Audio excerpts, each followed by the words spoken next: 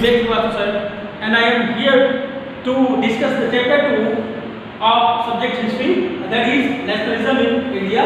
In the previous chapter, we have discussed the conditions over there in Europe at that time. So, beta, let us start this chapter with some hints that as you have seen, modern nationalism in Europe came to be associated with the formation of nation states, UN, United Nations. Okay, it also meant a change in people's understanding of who they were and what defined their identity and sense of belongings.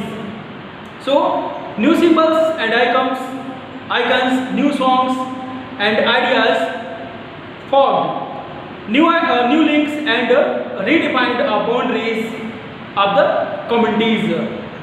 So, in the most countries, the making of new national identity was a long process. How did consciousness emerge in India? So, in India, as in Vietnam and many other colonies, the growth of modern nationalism is intimately connected to the anti-colonial movement. People began discovering their unity and the process of their struggle with colonialism. The sense of being opposed under colonialism provided a shared bond that tied many different groups together. Okay, it means with nationalism, many different groups get together. Okay, so. But each class and group felt the effects of the colonialism differently, or their experiences were varied, and their notions of freedom were not always as the same. The Congress under Mahatma Gandhi tried to force these groups together within one movement, but the unity did not emerge without conflict.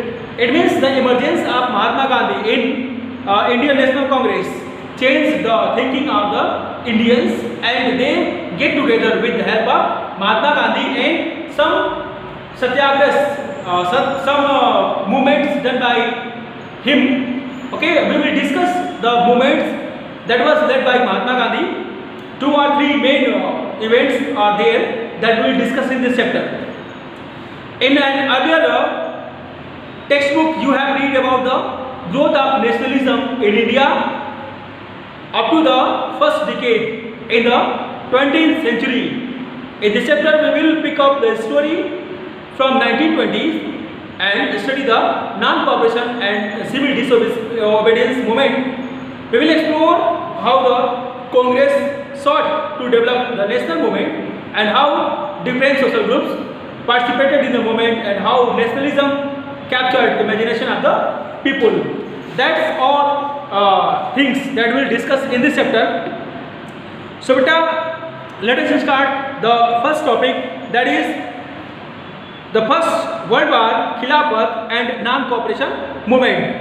In this topic, we will read the conditions when the First World War happened. Okay. In the year after 1919, we see the national movement spreading to new areas, incorporating new social groups and developing new modes of struggle. So, how do we understand these developments? What implications did they have? First of all, the war created a new economic and political situation. It means after the World War first, there were new conditions that were political and economic that has been created. It led a huge increase in defense expenditure, and which was financed by the war loans and increasing taxes. Okay, we are under great debts. Custom duties were raised up and income tax introduced at that time. Through the 1 years, prices increased, doubling between 1913 to 1918. It means the price of any kind of item was increased almost double. Okay, between 1930 to 1918, leading the extreme hardship for the common people. Villages were called upon to supply soldiers, and the forced recruitment in the rural areas caused widespread anger.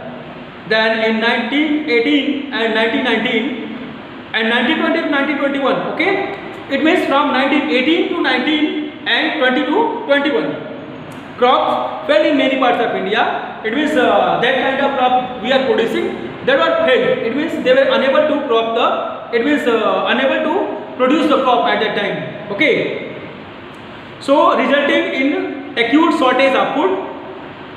And when you have no food, no crop, then you have no food. According to the census of 1920, 12 to 13 million people perished as a result of famines and the epidemic. People hoped that their hardship would end after the war over, but that was not happened. It was a promise to the people of India that when we win the war, we will set you free, okay, from Britishers. But that was not happened at the time. At this stage, a new leader appeared and suggested a new mode of struggle. So that will be the new idea of Satyagraha. It means the idea of Satyagraha. We will discuss in next video that topic. Till then, enjoy watching my videos.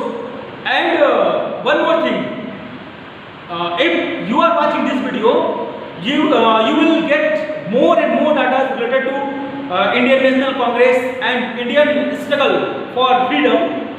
I have more data for you. Please continue with me. Enjoy watching my videos.